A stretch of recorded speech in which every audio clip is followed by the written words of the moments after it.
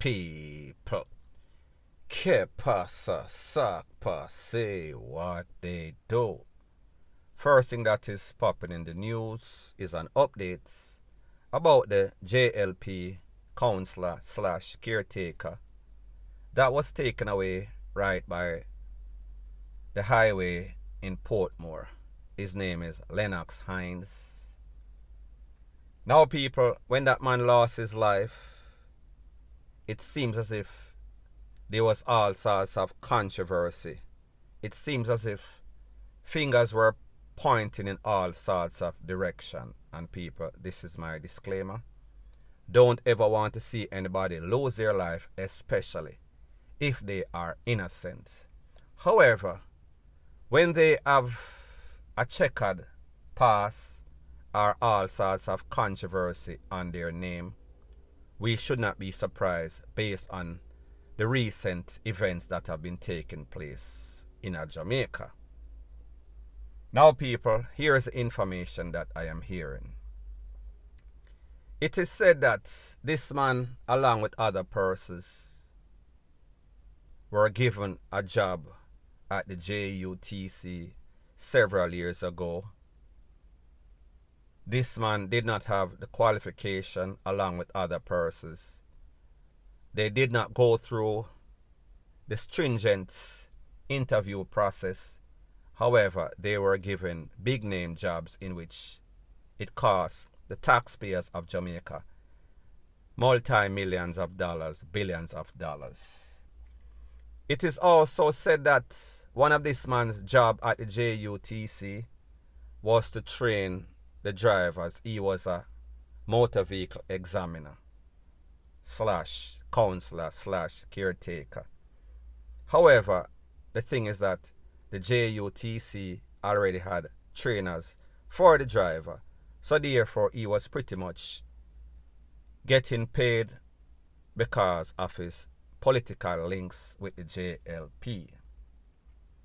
However, there are some other things that a lot of persons don't know. Back in 2007, just before the election, and I am going to give you more details, spoke about this briefly yesterday. It is said that some people was taking down his billboards, his posters, and him kind of getting him feelings, and there were calls being made, and then one person get taken out, two other persons were also caught up and injured. Don't know what happened to those persons. 2007, the case was going to courts. However, I think 2015, don't quote me on the exact date, the case was thrown out. Now people, here's the thing. The case was thrown out not because of technicality, but because one of the witnesses end up missing. Codename OC end up DEAD. Under controversial means once again. It is also said that this man, meaning Mr. Lennox, he was turning state evidence on some popo that were affiliated with the case. So therefore, when we think about all the things that are attached to his name, meaning that in Tekwa people, controversial meaning that he has case that it is said that he was supposed to be a crown witness, meaning that he got all sorts of controversial contracts because of his political affiliation.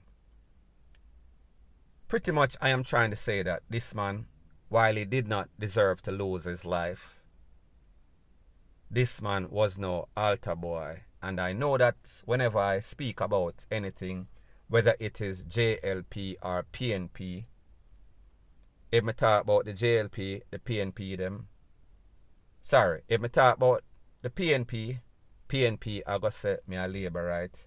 If I talk about the other side, vice versa, me a the next side. So people, tell you the truth, I am neither nor, has no sorts of aspirations of being in any sorts of political voting or whatever. None at all. To me, both of them simply trash. So people, when we see stuff like this, we should not wonder or ponder, how is it that two men on a bike roll up on a man like this and blaze him up, even though other persons, I think his girlfriend was blazed up, his daughter was also in the car. She escaped injuries. People, here's the thing.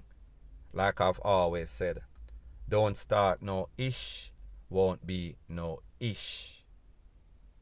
If you mix up in a dirty bungle, you entangle in a dirty bungle. Stuff can happen, and they always do, especially in a place like Jamaica.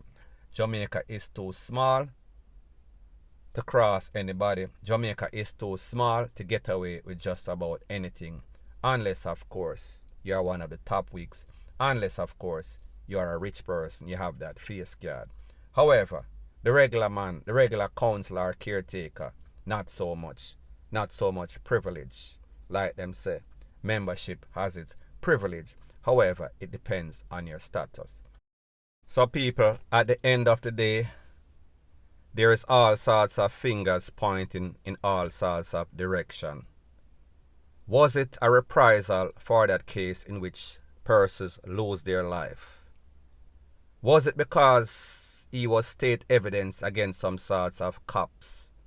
Or was it because he was exposing the names of some KILLERS in his party? Was it because this man was living a double life? People, let me know what you think in the comment section. Bless up.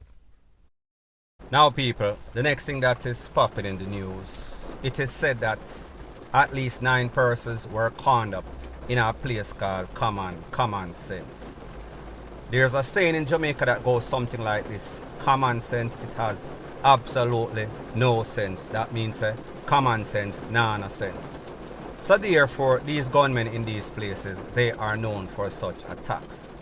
It is said that persons were gathered around, they were playing domino, lodi, the regular script, when a group of men roll up, blaze up the place.